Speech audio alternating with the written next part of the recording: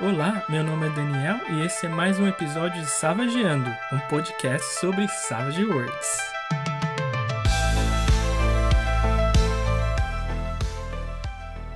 Estou voltando de férias, faz aí umas semanas, mais de um mês que não sai o episódio de Savageando.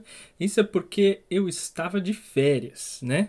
Acabei de voltar, narrei nesse fim de semana um episódio de Reapers para o meu grupo e foi muito legal, mas senti, né? Aquele enferrujado, né? Aquela enferrujada que a gente sente quando fica muito tempo sem fazer alguma coisa. No meu caso, muito tempo sem narrar Savage Worlds, né? E agora voltando a esse jogo que eu gosto bastante, dá um momento para se pensar de por que eu gosto tanto desse jogo, né? E um desses motivos é a modularidade do sistema, né? Com as regras de ambientação. As regras de ambientação é uma sacada fantástica, eu acho que o sistema teve. Não só elas, mas as ferramentas de aventura, né? Porque elas são ferramentas. As regras de ambientação também são ferramentas, né? E o Savage Worlds, ele parece aí uma caixa de ferramentas que a gente pode usar uma ou outra ferramenta, mas elas são independentes. De uma forma de que, mesmo se você não conhecer uma regra de ambientação, por exemplo, você pode jogar muitos e muitos anos sem conhecer como funciona uma regra de ambientação. Isso não vai quebrar o seu jogo de forma alguma, né?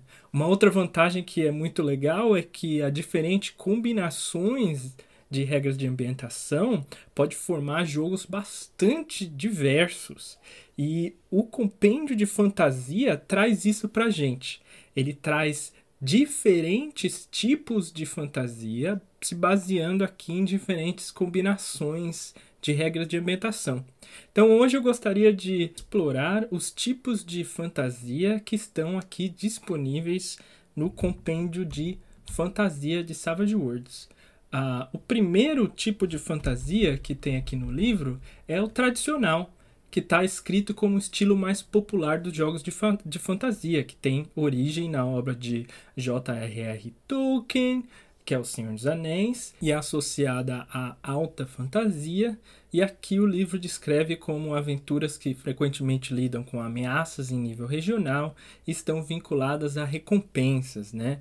Geralmente personagens podem estar em busca de fortuna, e os heróis e heroínas vão perseguir bandidos, procurar pessoas desaparecidas, exploram catacumbas antigas e etc, né? Nesse caso aqui, o livro ele lista algumas regras de ambientação associadas a esse tipo tradicional de fantasia, né? Ele lista nasce um herói, que deixa você começar com vantagens acima do nível de novato.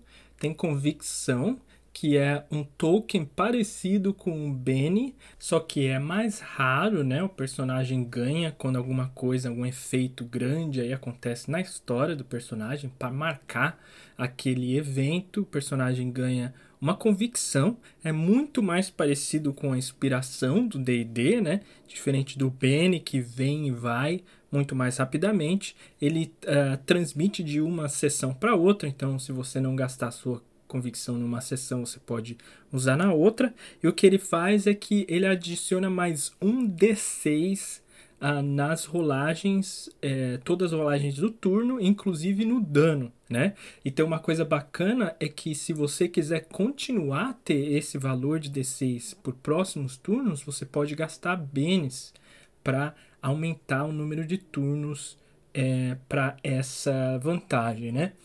Juntas, essas duas regras de ambientação são interessantes, porque aí criamos um personagem um pouco mais poderoso ou com uma vantagem que é icônica daquele personagem, né? Fazendo aquele personagem ser maior, mais heróico, né? E a convicção ajuda esses personagens de fantasia tradicional a fazer coisas bem grandiosas, né? Vem então aí combate criativo, que muda o efeito de testes, né? Quando um personagem faz um teste, que é uma rolagem resistida de uma perícia contra o atributo do alvo, né, para deixar aquele alvo distraído, né, ou vulnerável. Numa ampliação, tem uma tabelinha bem legal aqui que vai dar efeitos diferentes. Isso cria mais dinamismo dentro de combate, fora de combate, né? Embora, se você olhar na tabela aqui, você vai ver que vale mais a pena dentro de combate, muda mais o combate, né? Nós temos regra de pausa, que são coisas que os personagens podem fazer entre aventuras, que é bem legal, né? Para esse tipo de fantasia. Pura sorte, que faz sentido aqui, né? Que novamente puxa essa ideia do herói fazendo feitos grandiosos, né? Aí temos pura sorte, que deixa o jogador gastar um bene para rerolar os dados, mesmo tirando uma falha crítica. Então, o jogador pode ter sucesso, mas vai ter um custo para essa ação. E é legal aqui para continuar a aventura, para colocar mais esse heroísmo, né? Heróis nunca morrem, que é para dar um sentido para a morte do personagem. Aqui é interessante. O uso de heróis nunca morrem, ele pega um pouco mais da nossa visão moderna da fantasia tradicional, né? Porque se você pensar num dungeon crawler mais antigo, né? Em que os personagens morrem com frequência, aí não. Aí a letalidade do Savage Worlds, né? Personagens podendo morrer, seria até interessante para esse jogo mais tradicional, né? Heróis nunca morrem, eu acho que ele pega mais a nossa visão tradicional de um D&D de hoje em dia, assim, que colocamos muita energia na criação dos nossos personagens e esperamos eles crescerem com o tempo, assim, e não esperamos que eles vão morrer por causa de algum dado rolado errado, né? Aí uma má sorte. Então esse Heróis Nunca Morre, ele traz essa coisa mais moderna para a fantasia, né? Alta Aventura, que ele basicamente deixa você gastar um bene para usar uma vantagem de combate, né? Eu tenho minhas dúvidas sobre Alta Aventura. Eu acho que funciona muito bem se os seus jogadores já têm bastante experiência, né?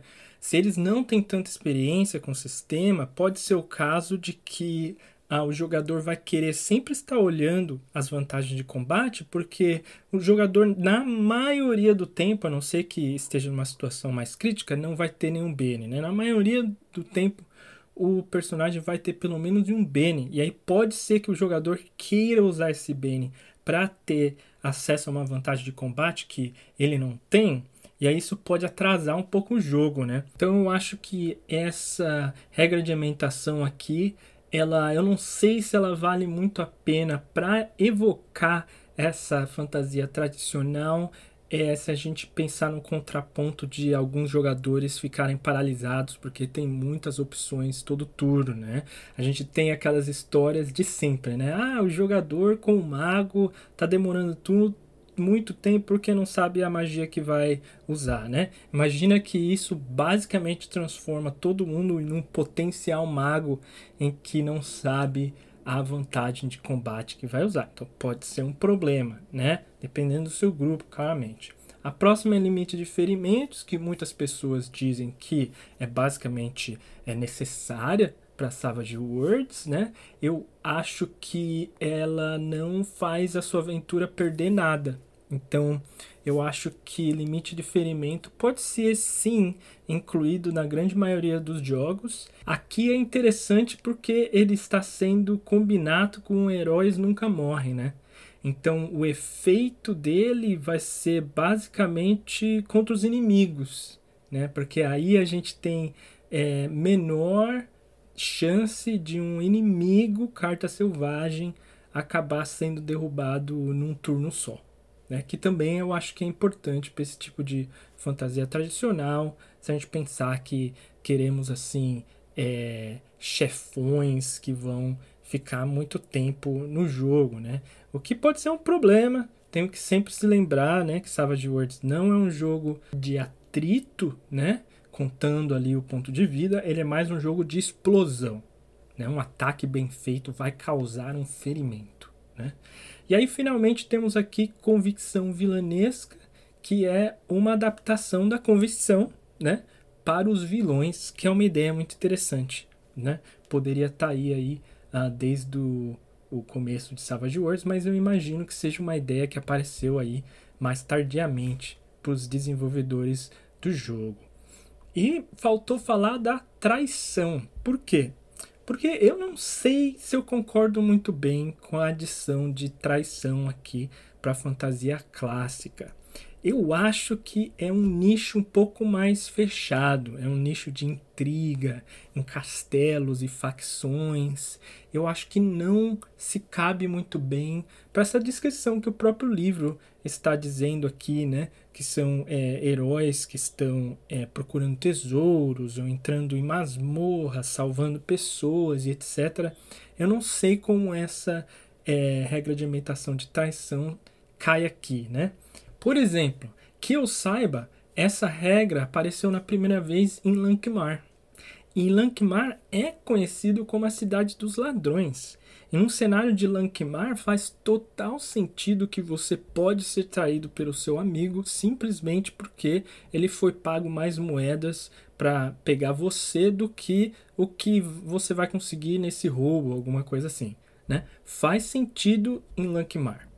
Eu não sei por que está listado na fantasia clássica. O próprio livro aqui, ele descreve assim, olha, em vez de exploração de masmorras, algumas campanhas focam mais em manobras políticas e traições inevitáveis. Por exemplo, um jogo inspirado na série fenomenal das Crônicas de Gelo e Fogo, que é o Game of Thrones. Certo?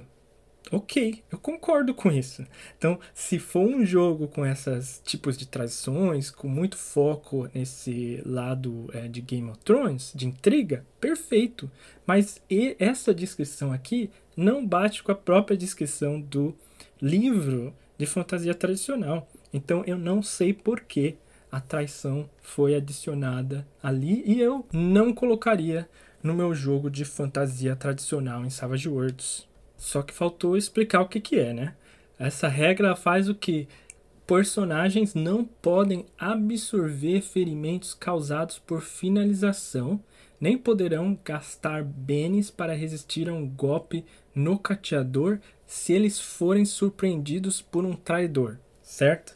Então ele faz com que o traidor tenha mais eficiência de apagar aí o alvo da traição. A próxima da lista é um tipo de fantasia muito legal, que é o Estranhos em Terras Estranhas. E a ideia básica é que os personagens dos jogadores acabam sendo transportados para esse mundo diferente, que é fantástico.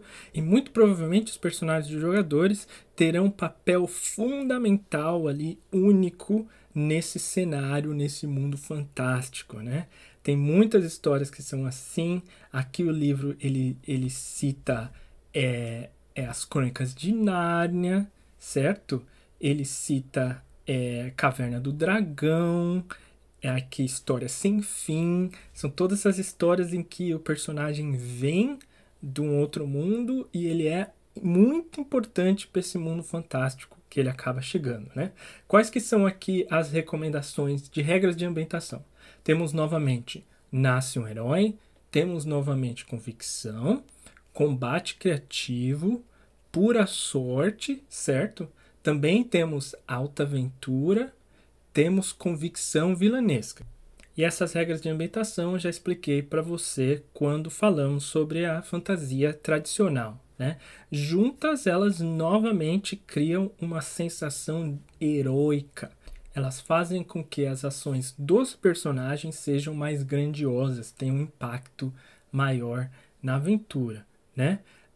O que temos aqui de diferença é dano severo, que diz que o personagem vai rolar na tabela de lesão toda vez que recebe um ferimento, e eu acho que o motivo de estar aqui é essa conexão com um mundo diferente que é o real, né?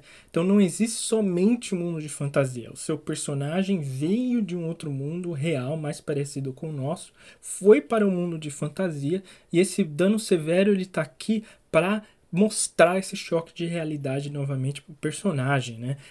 Mostrar para o jogador que, embora o jogador esteja assim experienciando esse mundo fantástico, suas ações ainda vão ter impactos muito importantes no seu personagem, né? Eu imagino que é por isso que o dano severo está aqui. Junto com essa ideia, temos a sugestão de escolha difíceis. Escolha difíceis cria uma tensão maior no jogo, porque o personagem gastando Bene, ele vai dar um Bene para o mestre, que pode usar para diversas coisas com os inimigos, né? Então tem aí esse cabo de guerra entre os personagens dos jogadores e os personagens do NPC, né? Eu tenho uma opinião que as escolhas difíceis têm que ser pensado assim, bem direitinho pelo narrador antes de escolher usá-las, e eu digo isso porque eu gosto em todos os meus jogos que os Benes fluem bastante. Eu gosto que que os meus jogadores usem os Benes com frequência, e eu gosto de dar Benes para os jogadores com frequência também. E eu imagino que as escolhas difíceis vão mudar um pouco dessa dinâmica do jogo, né? Só por isso mesmo, é mais a minha percepção, a minha opinião sobre o Savage Worlds, né? Temos mais pontos de perícia, e aqui novamente, junto com o dano severo, traz essa ideia de que existe um mundo lá fora, né? Que é geralmente moderno, que é o mundo que a gente está vivendo aqui, né? Então esse personagem ele teve uma educação diferente, né? Uma educação moderna, e é transplantado aí, né? Acaba se vendo num lugar de fantasia que é muitas vezes mais medieval. Então espera-se que os personagens dos jogadores vão trazer conhecimentos que são de fora desse lugar, né? E esses mais pontos de perícias, eles podem refletir essa educação que o personagem teve fora daquele mundo de aventura. A próxima é também uma das minhas favoritas, que é a fantasia sombria, né? Que traz aqui inimigos que são figuras trágicas, talvez destruindo o mundo para vingar algum erro terrível, né? A magia pode existir, mas geralmente ela é maligna, ou pelo menos arriscada, usadas por bruxas das trevas ou cultistas, né? E estamos pensando num lugar medieval, muitos horrores psicológicos e físicos, né? Criaturas na noite, neblinas, né? Morcegos, múmias, vampiros, né? E eu acho que aqui o melhor exemplo são os livros da Idade das Trevas aí, né? Lobisomem, Idade das Trevas, Vampiro, Idade das Trevas, né? Ou até mesmo o Arcanum da Daemon, que é um sistema brasileiro, né? E aqui temos convicção, que eu já expliquei, certo? Temos dano severo, que faz sentido, né? Ele põe nos personagens esses impactos das decisões. Escolhas difíceis, aqui eu já não tenho nenhuma objeção de colocar escolhas difíceis. Se vai fazer um jogo sombrio, ainda mais assim da Idade das Trevas, né, numa fantasia sombria, escolhas difíceis faz sentido, né? A gente quer essa tensão bem forte nos personagens, e talvez seja sim uma boa ideia que os personagens não estejam utilizando tantos benes assim, porque as ações deles talvez não sejam assim tão heróicas, eles estão sob pressão muito mais frequentemente, né? Temos alta aventura novamente, né? Agora, eu acho interessante aqui alta aventura, escolhas difíceis, né? Porque escolhas difíceis geralmente diminuem o número de benes que os jogadores vão usar.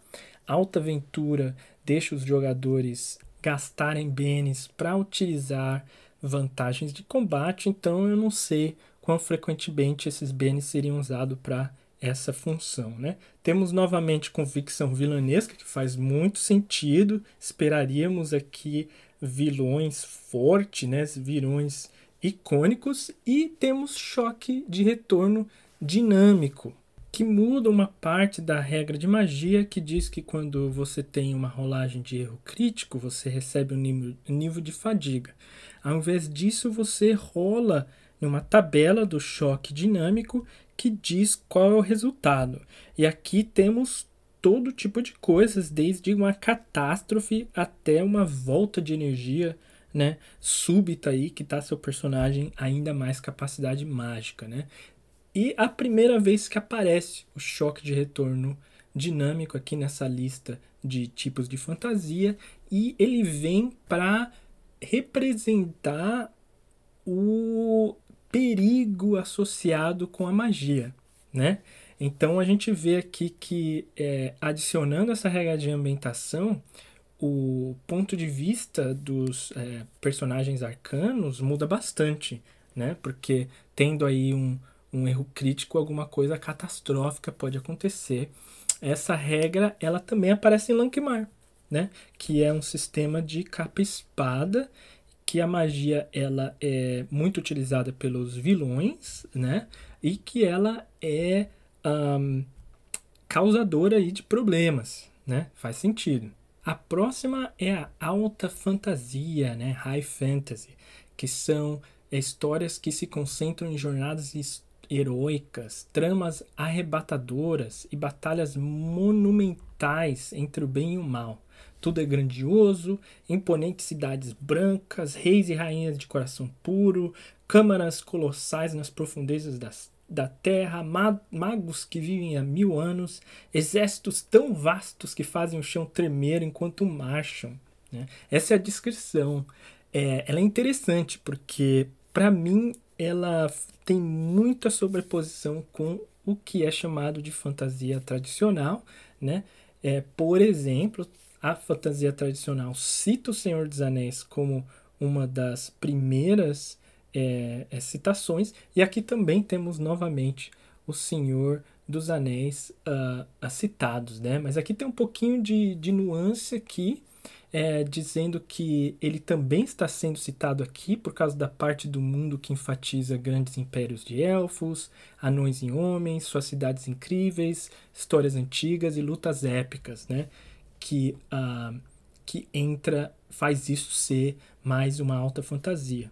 E aí quando a gente olha nas regras de ambientações sugeridas para uma alta fantasia, é legal comparar com a fantasia tradicional, que foi o primeiro exemplo, né? Também temos Nasce um Herói, também temos Convicção, Combate Criativo está aqui, A Pausa está aqui, Pura Sorte está aqui, faz sentido, Os Heróis Nunca Morrem, certo? Alta Aventura e Convicção Vilanesca e Limite de Ferimentos. Então, muitas das regras de ambientação de alta fantasia também estão presentes na fantasia tradicional. Quais são as diferenças? Na alta fantasia, o Compêndio de Fantasia sugere a adição de fanáticos, que é uma regra mais narrativa, que vai ser usada pelo narrador, e ela faz com que tenha uma possibilidade dos minions, né, do exército ali, dos seguidores de um grande mal, de um boss aí, né, de um chefão, entrar na frente do chefão e tomar dano por ele ou ela, né? Então é mais uma coisa para manter aí esse chefe para encontros seguidos, que é muito importante para se expandir uma história de um inimigo, esse inimigo aparecendo e tendo ações contra os personagens múltiplas vezes. Então, Fanáticos, ele é uma ferramenta de Savage Worlds bastante eficiente, que deixa que um inimigo apareça várias vezes na aventura, né? Temos Cura Rápida, que emula aí o descanso longo de D&D, né? Porque a cura rápida ela deixa os personagens rolarem vigor todos os dias para recuperar ferimentos, né? Então diminui a letalidade do jogo, certo? Temos Oponentes Gigantes, que é uma regra de aumentação diferente, nova desse suplemento. E tem 2 efeitos mecânicos, né? Um é que possibilita um organismo, né? Um personagem menor escalar num gigante, num gigantesco, né? Usando aí uma rolagem resistida de atletismo, porque o gigante vai tentar fazer com que a criatura menor se solte, né?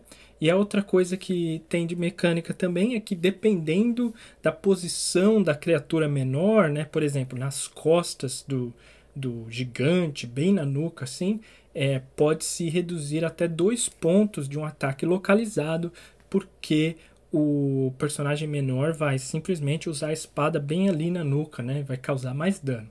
Então é interessante, né? Essa regra ela também fala sobre coisas interessantes, do tipo a criatura menor ser engolida inteira pela maior, né? Mas não tem mecânicas em si de como fazer isso. Uma aqui muito interessante que eu só prestei atenção agora é que é a primeira vez que múltiplos idiomas aparece na lista.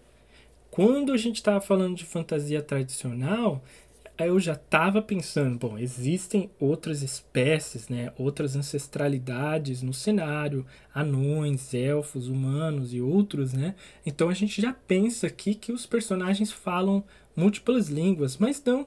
É a primeira vez que aparece nessa lista de regras de ambientação múltiplos idiomas. Isso quer dizer que nos outros tipos de fantasia, o livro aqui de Savage Worlds, ele recomenda você utilizar as regras normais de idioma, né? Então, comprando perícias diferentes para cada idioma e você tendo um dado de idioma diferente para cada um, né? É bastante interessante isso. De uma certa forma, é legal porque ele torna o papel do erudito, né? O papel do personagem que tem um estudo maior no background desse personagem, também importante nesse sentido, de ser capaz de traduzir, capaz de falar com outras ancestralidades, né? Aqui em Alta Fantasia é uma coisa mais cosmopolita, né? Então, as espécies diferentes falam com outras espécies diferentes com muito mais facilidade, porque basicamente todo personagem é um poliglota, né? Porque quando você pega múltiplos idiomas, você sabe 3, 4, 5 línguas, né? Entramos aqui numa parte interessante, na minha opinião, que é a adição de 100 pontos de poder, né? Se você não ouviu o meu episódio sobre magia 100 pontos de poder, né? Escute aquele episódio para entender como funciona. E tem um ponto que eu acho que é muito interessante, é que os 100 pontos de poder, ele vai com certeza aumentar a frequência das magias que custam pouco. Então, o raio, por exemplo, o personagem vai soltar raio para cima e para baixo sem parar, tá? Porque é fácil você usar o raio sem pontos de poder. No entanto, as magias mais avançadas, que custam mais pontos de poder, elas falham muito mais frequentemente usando a regra de 100 pontos de poder.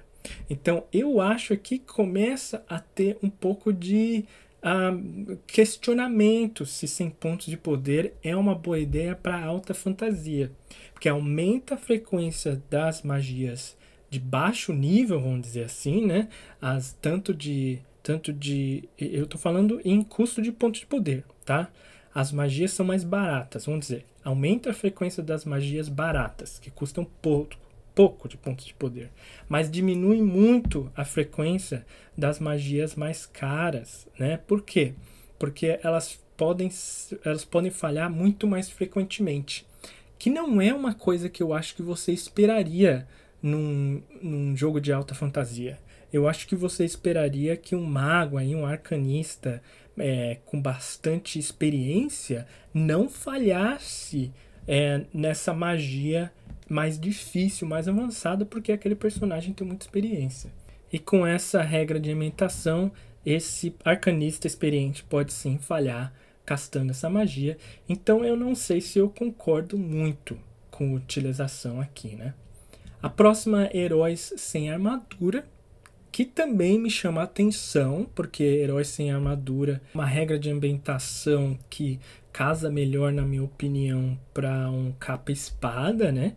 porque ela dá um pouco de bônus a mais pro personagem que está de peito aberto ou só utilizando roupas normais. Mas em alta fantasia você imagina o guerreiro elfo com aquela armadura bastante estilosa, com decoração e tudo, né? O paladino todo armadurado também, com uma espada gigantesca, né? E aí só sobrando para alguns estereótipos clássicos aí e extremos do tipo bárbaro, que é o que está ali sem utilizar a armadura, né? Então, talvez Heróis Sem Armadura tá aqui para dar suporte para esse tipo de jogo, mas não me parece ser um tropo de alta fantasia. Eu posso estar errado aqui, essa é a minha percepção do gênero, mas não me parece ser um tropo de alta fantasia, um herói em batalha sem uma armadura, né? A próxima é a baixa fantasia, que é basicamente o contrário da alta fantasia, né? Também sentido, não só no nome. E são histórias mais pé no chão, os personagens não são capazes de mudar muito no cenário, as coisas que vão acontecer nas histórias são mais mundanas, né? Tipo, personagens sem dinheiro, uma praga acontecendo na cidade, ou ladrões que invadiram a cidade, alguma coisa assim. Aqui aparece Lankhmar, aqui aparece também as Crônicas de Gelo e Fogo, né, do Game of Thrones, como exemplos, né? Nas regras de ambientações temos convicção, temos pausa, né, que deixa os personagens fazer coisas entre aventuras, temos o choque de retorno dinâmico, mostrando que a magia ela é perigosa, ela pode ser perigosa para o mundo, né? A descrição desse tipo de fantasia também diz que a magia pode ser difícil, ela é rara e difícil, né? Temos dano severo, então os personagens vão sofrer lesões, escolhas difíceis para deixar esse cenário mais pesado, né? Aí eu já não sei, né? Esse sempre me chama a atenção, escolhas difíceis. Eu colocaria para Game of Thrones, mas eu não colocaria para Lankhmar, porque Lankhmar é uma fantasia muito mais leve comparada com Game of Thrones. Eu não colocaria em Lankhmar escolhas difíceis. E especialização de perícias, né? Aqui é porque os personagens eles têm mais limitação no que eles fazem, né? Então, um personagem especializado em diferentes tipos de armas é a especialização daquele personagem. Você não vai esperar que aquele personagem faça outras coisas também, né? O que a especialização de perícias faz é que situações que seu personagem não está muito preparado, né, acabam sendo mais difíceis, né?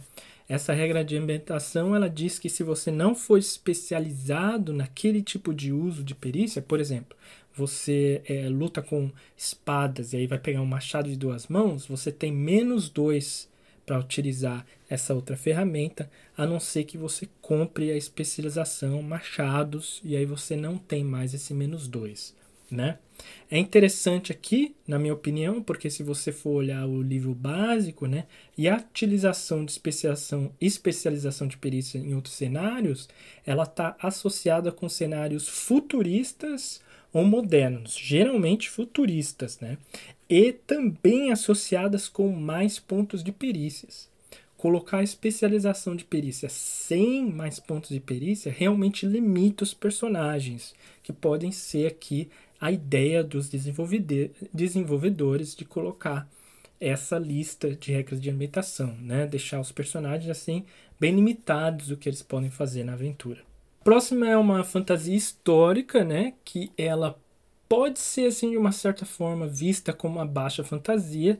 No entanto, a gente vai excluir a magia, porque aqui a ideia é que vamos reviver a história desse mundo mesmo. Não é uma coisa fantástica de um outro mundo. Ela pode ter, sim, elementos sobrenaturais, mas a gente não espera que os personagens dos jogadores tenham acesso à magia, né? Aqui incluímos traição, porque faz sentido que uma fantasia histórica tenha assim um efeito de facções e sociais muito importantes. Nasce um herói, tá? Temos a convicção, temos pausa, escolhas difíceis estão aqui novamente para fazer uma trama, para fazer uma tensão maior. Temos alta aventura, então os personagens vão... já que eles não têm, né, acesso a nenhum tipo de magia, eu acho que é interessante aqui que eles tenham essa flexibilidade de poder escolher diferentes vantagens de combate ali para se adaptar quando acontece alguma coisa. E finalmente convicção vilanesca, que faz sentido aí também. Temos figuras do mal ou opostas, né, ao ponto de vista que os personagens estão numa guerra, por exemplo, que são bastante importantes na história. Então faz sentido, sim, ter convicção vilanesca. É uma boa adição, com certeza. Temos a fantasia náutica, que é uma fantasia que se centra bastante no mar, monstros do mar, né? Navios, viagens, esse tipo de piratas, esse tipo de coisa, né? Eu acho interessante ela ter sido listada como um gênero diferente, né? Dessa forma, até porque a lista de regras de ambientação não tem nada especial para dar suporte para esse tipo de fantasia. Então eu não sei por que foi adicionado isso como uma coisa separada, sendo que até aqui quando você vai na regras de ambientação está escrito pegue emprestado de outros tipos de fantasia. Ou considere essa lista aqui, que é uma lista genérica muito parecida com o que a gente já falou de outros tipos de fantasia, né? Por que não adicionaram uma regra de ambientação bacana para se falar de aventuras náuticas, né? Eu acho que tinha uma oportunidade bastante grande aqui, porque diferente das outras fantasias, temos a água ao redor e muito importante em todo o tempo nessas aventuras. Então, por que não colocar aí regras de ambientações associadas à água? Por exemplo, né, você vai pegar o compêndio de ficção científica, aventuras espaciais, o vácuo do espaço e as diferenças de gravidades, elas são muito importantes para esses tipos de aventura. Então você espera sim encontrar regras de ambientação falando sobre o vácuo, falando sobre alterações de gravidade. Por que não tem esse tipo de detalhe quando a gente fala de navegações e fala do mar? Eu fiquei um pouco decepcionado aqui com a falta de uma regra de ambientação falando sobre aventuras marítimas. Já que não vai ter uma, então retira, né, esse item do livro e fale sobre outra coisa. Essa é a minha opinião, né? A próxima aqui é chamada de super-heróico. E esse subgênero de fantasia, né, ele apresenta personagens que são praticamente deuses, capazes de efeitos que ultrapassam em muito normal em seu mundo, seja por causa de treinamento, equipamentos especiais, favores de seres poderosos e tudo mais, né? Nos exemplos temos aqui o Clã das Adagas Voadoras, 300, Deuses do Egito, Prince of Persia. Então já dá para ter uma noção, né? Na minha opinião também tinha que ter colocado aqui a Xena, né, e o Hércules, na minha opinião. Mas tudo bem, tá faltando nessa lista aqui. Então, são os personagens de jogadores, eles têm um poder alto e um impacto muito alto também ao redor deles, né? Então, como é que vamos usar, quais regras de ambientação vamos utilizar aqui para colocar isso na aventura? Temos nasce um herói, temos convicção, temos combate criativo, pura sorte, choque de retorno dinâmico, fanáticos, cura rápida, alta aventura, herói sem armadura, convicção vilanesca e traição, né? Essa é a lista, ela é parecida com outras listas, né? Ela não é muito diferente da fantasia tradicional. Eu imagino aqui que se você tirar o choque de retorno e fanáticos, você ganha e herói sem armadura, você ganha aí uma fantasia tradicional, né? Tem muito reuso dessas regras de ambientação e eu acho que é uma oportunidade que foi perdida aqui, né? Essa aqui sobre a super fantasia, eu acho que também seria interessante ter algumas regras mais específicas, né? Mas não teve. A próxima aqui é de espada e feitiçaria, que temos o Conan o Bárbaro, Solomon Kane, né? Alguns cenários de Dungeons and Dragons como Dark Sun, né? E ela diz aqui que nesse subgênero geralmente o mundo é selvagem, a humanidade geralmente está dispersa e desorganizada, a natureza e seus habitantes são uma ameaça constante e a vida é dura, né? E é aqui que esperamos ver os bárbaros mesmo, né? Que nem o Conan, segurando uma espada gigantesca e de tanguinha, né? Então, aqui, heróis sem armadura é muito necessário, é um ícone para esse tipo de aventura, né? Choque de retorno dinâmico também muito importante, né? Porque o feiticeiro maligno, assim, ele pode ter todos esses problemas devido à magia do mal, né? Nasce um herói, convicção, combate criativo, pura sorte, certo? Escolhas difíceis, eu já não sei se eu concordo. É sempre nessa que eu paro para pensar, já percebeu, né? Porque as histórias do Conan, elas são muito selvagens. As histórias do Conan, elas estão ali, né? É o suprassumo do sistema Savage Worlds, né? Eu espero numa história tipo Conan que o jogador esteja utilizando esses bens toda hora mesmo para fazer essas coisas loucas. Por que colocar escolhas difíceis? Não sei. Aí, alta aventura, especialização de perícia, né?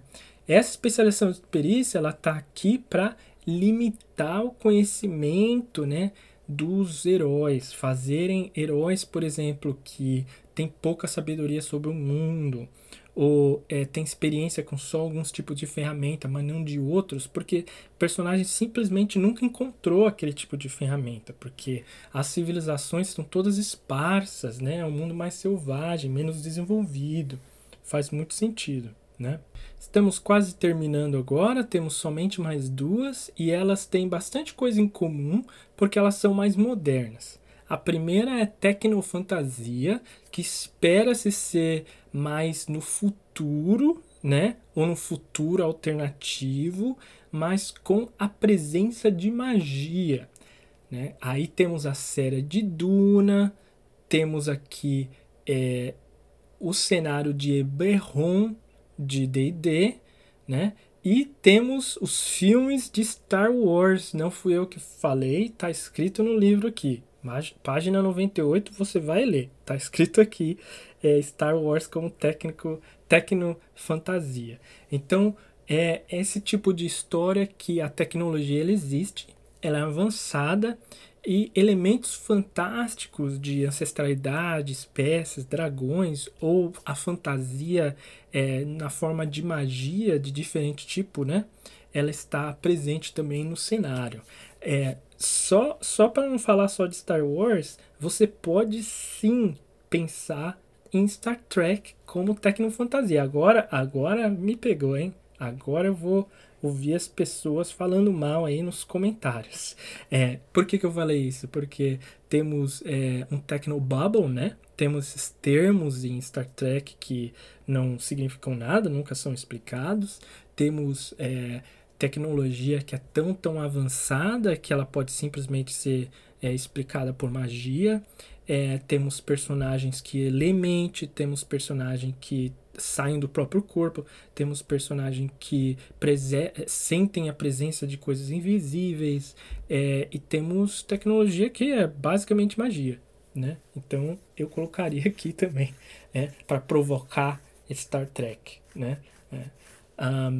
Quais são as regras de ambientação? Temos convicção, combate criativo, sorte, choque de retorno dinâmico, dano severo, alta aventura, mais pontos de perícias, porque é moderno, né? E convicção vilanesca. Aqui um toque para você que vai revisar esse livro, tá sorte pura em vez de pura sorte aqui na descrição, né? Espero que seja corrigido. São regras de ambientações que a gente já viu antes. Choque de retorno dinâmico eu já não sei se faz muito sentido, por exemplo, né? Porque colocamos aqui Duna e Star Wars nos exemplos. Faz sentido ter um choque de retorno dinâmico, eu não sei dizer para você um momento nesse tipo de ficção que faz sentido ter um choque de retorno dinâmico. Talvez não. Você sabe o que poderia ter aqui? Escolhas difíceis. Não está, né? Não está. Porque até Shadowrun foi colocado como exemplo, né? Esses tipos de história, eles são histórias políticas, são histórias difíceis, de rebeldes, com opressão. Eu trocaria para tecnofantasia, eu trocaria choque de retorno dinâmico por escolhas difíceis. Eu acho que faz mais sentido para mim. E a última aqui da lista é a fantasia moderna, que é um gênero que eu acho bastante interessante também, né? Ele é simples de explicar, é o mundo moderno como temos hoje, com elementos fantásticos, né? Então você pode imaginar que temos magos escondidos entre a população. Você pode imaginar que existem criaturas sobrenaturais e fantásticas e alguma agência de investigadores estão tentando encontrá-las, né? Tem várias e várias histórias que caem nesse tipo de fantasia, né? Uma muito, muito legal são os deuses americanos de Neil Gaiman, que estão aqui listados como um exemplo, né? Que temos deuses aí em forma humana interagindo com outros humanos na sociedade, né? Qual que é a lista de regras de ambientação? Temos traição, porque são histórias políticas e sociais, faz sentido. Temos convicção, temos pura sorte, temos dano severo. Escolhas difíceis está aqui na fantasia moderna, mas não está na tecnofantasia, interessante. Mais pontos de perícias e convicção vilanesca. Então, vamos comparar aqui a tecnofantasia com a fantasia moderna. Fantasia moderna temos a adição de traição, não tem na tecnofantasia. Escolhas difíceis não tem na tecnofantasia, mas lá tem choque de retorno dinâmico, na tecnofantasia não tem na moderna, né? São basicamente essas diferenças. Muito interessante. Então, seguindo aqui as recomendações desse livro, a fantasia moderna, ela é mais sombria e ela tem mais pressão nas escolhas dos jogadores. No entanto, a magia ela é mais livre, né? Na tecnofantasia não temos a traição e as escolhas difíceis, né, pressionando os personagens, mas temos choque de retorno dinâmico para dar um pouco mais de complicação para os arcanistas, que eu acho que é uma escolha interessante. Então essa que a gente tem aqui são as regras de ambientação associadas com os tipos de fantasia. Eu concordo com algumas coisas, discordo com algumas outras coisas.